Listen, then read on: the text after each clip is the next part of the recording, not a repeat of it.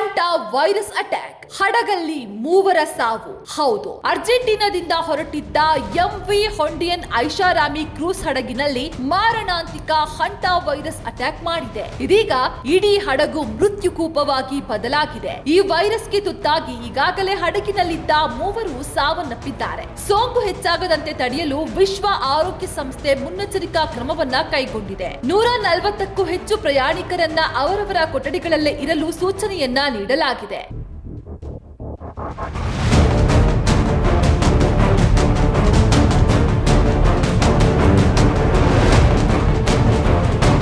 ಆದ್ರೆ ಹಡಗಿನ ಒಳಗೆ ಪರಿಸ್ಥಿತಿ ತೀವ್ರ ಗಂಭೀರವಾಗಿದ್ದು, ಪ್ರಯಾಣಿಕರೊಬ್ಬರು ವಿಡಿಯೋ ಮೂಲಕ ತಮ್ಮ ಅಸಹಾಯಕತೆಯನ್ನ ಹಂಚಿಕೊಂಡಿದ್ದಾರೆ. I am currently on board the MV Hondius.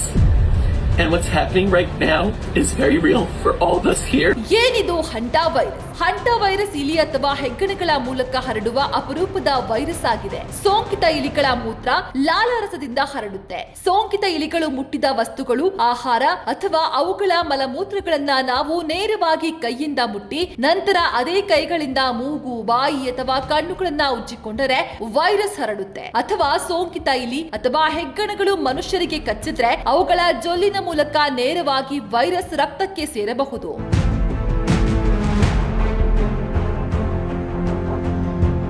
ಹಂಟಾ virus ನಮ್ಮ ದೇಹ ಸೇರಿದ 1 ರಿಂದ 8 ವಾರದ ಒಳಗೆ ರೋಗದ ಲಕ್ಷಣಗಳು ಕಾಣಿಸುತ್ತೆ. ಜ್ವರ, ತೀವ್ರ ದೌರ್ಬಲ್ಯ, ಸ್ನಾಯು ನೋವು, ವಿಶೇಷವಾಗಿ ಕಾಲು, ಬೆನ್ನು, ಭುಜಗಳಲ್ಲಿ ನೋವು, ತಲೆನೋವು, ತಲೆಸುತ್ತು, ವಾಂತಿ ಅಥವಾ ಅಸ್ವಸ್ಥತೆ, ಹೊಟ್ಟೆ ನೋವು, ಅತಿಸಾರ ಉಂಟಾಗುತ್ತೆ. ಇನ್ನು ಪರಿಸ್ಥಿತಿ ಗಂಭೀರವಾದಾಗ ಉಸಿರಾಟದ ತೊಂದರೆ, ಎದೆ ಬಿಗಿತ, ಕೆಮ್ಮು, ಶ್ವಾಸಕೋಶದಲ್ಲಿ ದ್ರವ ಸಂಗ್ರಹ ಆಗುತ್ತೆ. ಈ ಹಂತದಲ್ಲಿ ತುರ್ತು ಚಿಕಿತ್ಸೆಯ ಅಗತ್ಯವಿರುತ್ತೆ. ಈ ರೋಗಗಳನ್ನ ತಡೆಗಟ್ಟುವುದು ಹೇಗೆ? 1. ಮನೆ ಮತ್ತು ಗೋದಾಮುಗಳನ್ನ ಸ್ವಚ್ಛವಾಗಿರಿ. 2. ಇಲಿ ಪ್ರವೇಶವನ್ನ ತಡೆಯಿರಿ. 3. ಇಲಿ ಮಲವನ್ನ ಒರೆಸುವಾಗ ಮಾಸ್ಕ್ ಅಥವಾ ಗ್ಲೌಸ್ ಬಳಸಿ. 4. ಒಣಮಲವನ್ನ ನೇರವಾಗಿ ಜಾಡಿಸುವುದನ್ನ ತಪ್ಪಿಸಿ.